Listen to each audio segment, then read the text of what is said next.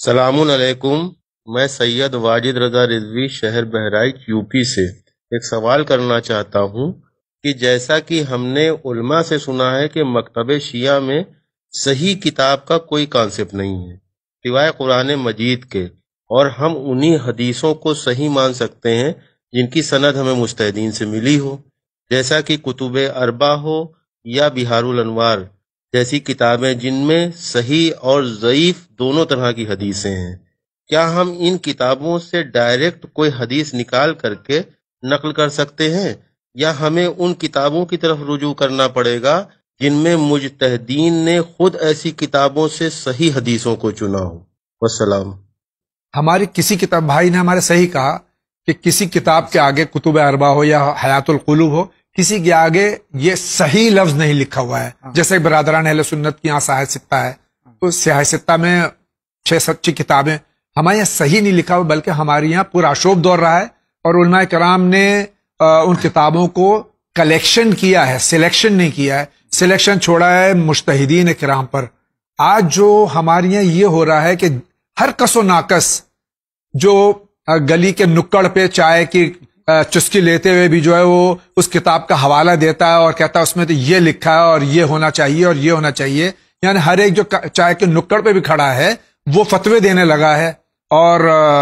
باتیں یعنی کہ کر رہا ہے۔ تو کیا یہ صحیح ہے اس طرح سے کرنا؟ جی، آپ نے بات جو کہی، پہلی والی بات جو جناب نے پوچھی وہ بھی صحیح ہے،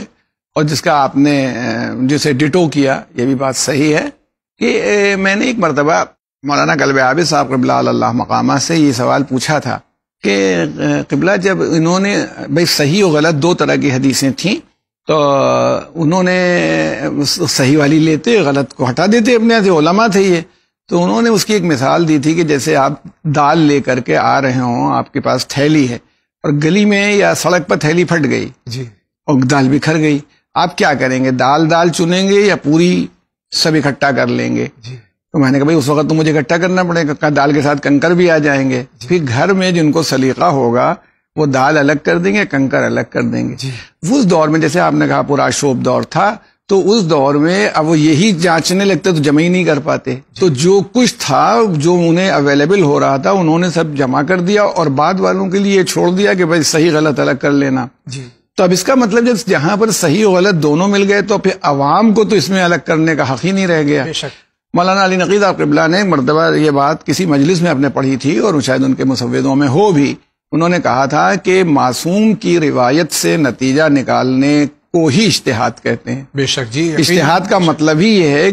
کہ کس سچویشن میں ہے، اس سے کیا نتیجہ نکل رہا ہے۔ اب طریقہ یہ رہا، جیسے انہوں نے کہا نقل بھی کر سکتے ہیں، لیکن کہیں کوئی حرام یا واجب کا معاملہ ہو تو پھر کسی کو ہاتھ لگانے کا حق نہیں ہے۔ کسی روایت سے کوئی چیز حرام نکل رہی ہے تو پھر اب آپ کا ہاتھ رک گیا، ختم۔ یا کوئی چیز واجب ہو رہی ہے تو آپ کے واجب ہو رہی ہے کہ نہیں ہو رہی، اب یہ مجتہدین کا کام۔ اب مثلا کوئی روایت ہے، جیسے میرے سامنے ایک واقعہ گزرا کہ امام زین العابدین علیہ الصلوۃ والسلام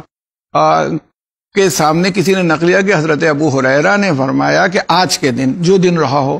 رسول اللہ نے فرمایا جو غلام کو آزاد کرے اللہ تعالیٰ اس کے لیے جنت واجب کر دیتا ہے۔ تو آپ کے سامنے جو غلام کھڑا ہوا تھا، آپ نے اسے کہا جاؤ تم آزاد ہو۔ تو لوگوں نے پوچھا کیا آپ کو حدیث پر یقین ہے؟ امام نے فرمایا کہ اس کی کوئی ضرورت نہیں ہے، کیونکہ اگر کوئی آدمی اللہ کے رسول کے قول پر بھروسہ کر کے کوئی عمل خیر کر دے گا تو اللہ ثواب دے دے گا،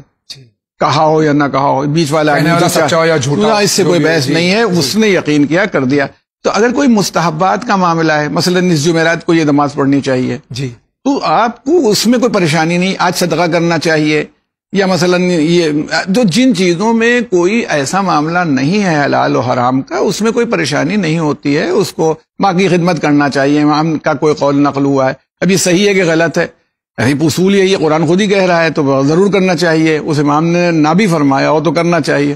تو کہنا یہ چیز ہے، اس کو نقل بھی کر سکتے ہیں کہ بھائی دیکھا، لیکن دیکھیں جو بہت سی چیزیں ہوتی ہیں، جیسے بھائی میری ہمت کبھی نہیں پڑتی ہے کہ کہیں بجلی کے تاروں میں انگلی ڈالنا شروع کر دوں، کیونکہ میں الیکٹریشین، اور آج کل قوم وہی کر رہی ہے، قوم کا معاملہ یہی کوئی کتاب، اچھا وہ جب سے اردو ترجمے ہونے لگے اچھی بات ہے جیسا آپ نے کہا، لیکن ہر آدمی اردو ترجمے سے مجتہد ہو گیا۔ اردو میں قرآن پڑھا، جیسے ہمارے یہاں کے ہماری کورٹس جو ہیں انگریزی ترجمہ پڑھ کے سمجھتی ہیں کہ پورا قرآن ہم نے پڑھ لیا ہے. جی. وہی ہم لوگوں کا حال ہو گیا ہے. اس لیے یہ حق نہیں پہنچتا ہے.